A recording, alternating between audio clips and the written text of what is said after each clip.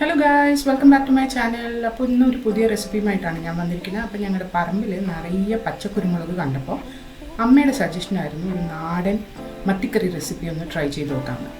അപ്പോൾ ഞങ്ങൾ മത്തി ഉപയോഗിച്ച് കുടംപുളിയൊക്കെ ഇട്ട് ഒരു സിമ്പിളായിട്ടുള്ള പച്ചക്കുരുമുളക് അരച്ച മത്തിക്കറി ഉണ്ടാക്കിയിട്ടുണ്ട്. അപ്പോൾ ഈ ഡിഷിന് ആവശ്യമുള്ള ഇൻഗ്രീഡിയൻസിൻ്റെ ലിസ്റ്റ് താഴെ കൊടുത്തിട്ടുണ്ട് ഡിസ്ക്രിപ്ഷൻ ബോക്സിൽ. ഇതേപോലത്തെ നിറയെ fish curry recipes, Kerala lunch menu recipes, breakfast recipes, snack recipes എല്ലാം എൻ്റെ ചാനലിൽ അവൈലബിൾ ആണ്. അപ്പോൾ സബ്സ്ക്രൈബ് ചെയ്യാനും ബെൽ ബട്ടൺ ക്ലിക്ക് ചെയ്യാനും മറക്കരുത്. നമുക്ക് വീഡിയോയിലേക്ക് കിടക്കാം.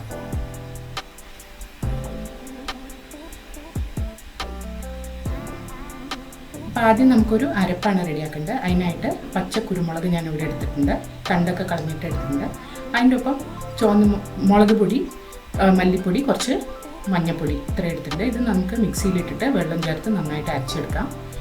മത്തി കുറച്ച് മഞ്ഞൾപ്പൊടി പുരട്ടി വെച്ചിട്ടുണ്ടായിരുന്നു ക്ലീൻ ചെയ്തതിന് ശേഷം. അപ്പം അതൊരു ചട്ടിയിലേക്ക് എടുത്തിട്ടുണ്ട്. ഇതിലേക്ക് നമുക്ക് ആവശ്യത്തിന് ഉപ്പ് ചേർത്ത് കൊടുക്കാം ആദ്യം.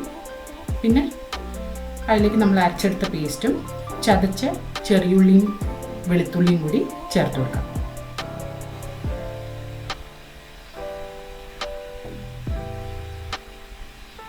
അപ്പോൾ ഇത് രണ്ടും ചേർത്തിട്ടുണ്ട്.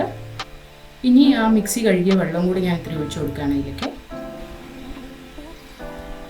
കുടംപുളി കുറച്ച് വെള്ളത്തിൽ കഴുകിയിട്ട് കുതിർത്തി വെച്ചിട്ടുണ്ടായിരുന്നു, അതും ഇതിലേക്ക് ചേർത്ത് കൊടുക്കാം.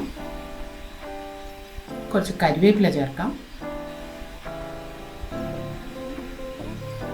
ഇനി അതിൻ്റെ മുകളിൽ കൂടെ കുറച്ച് വെളിച്ചെണ്ണയും കൂടി ഒഴിച്ചു കൊടുക്കാം.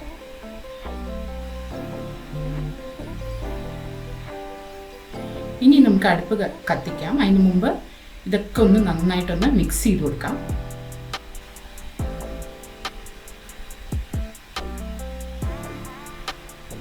എന്നിട്ട് ഹൈ ഫ്ലെയിമിൽ നമുക്ക് ഒരു 5 മിനിറ്റ് നേരത്തേക്ക് ഇത് കവർ ചെയ്തിട്ട് നമുക്ക് കുക്ക് ചെയ്തെടുക്കാം.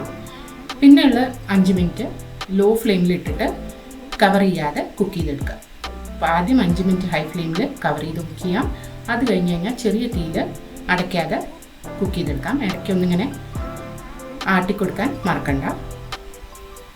അങ്ങനെ ഒരു 10 മിനിറ്റ് നേരം കൊണ്ട് നമ്മുടെ സിമ്പിളായിട്ടുള്ള എന്നാൽ വളരെ ടേസ്റ്റി ആയിട്ടുള്ള മത്തിക്കറി റെഡിയാവും. ഇനി ഇതിലേക്ക് വെളിച്ചെണ്ണയിൽ കുറച്ച് ചെറിയുള്ളി മൂപ്പിച്ചിട്ട് ഒന്ന് വറുത്തിട്ടാൽ കറി റെഡി. അപ്പോൾ ഈ റെസിപ്പി സിമ്പിളായിട്ടുള്ള വളരെ ടേസ്റ്റി ആയിട്ടുള്ള ഈ റെസിപ്പി ട്രൈ ചെയ്ത് നോക്കിയിട്ട് കമൻറ്റ് സെക്ഷനിൽ അറിയിക്കാം. അടുത്ത പ്രാവശ്യം ഒരു പുതിയ വീഡിയോ ആയിട്ട് കാണുന്നവരെ ബൈ.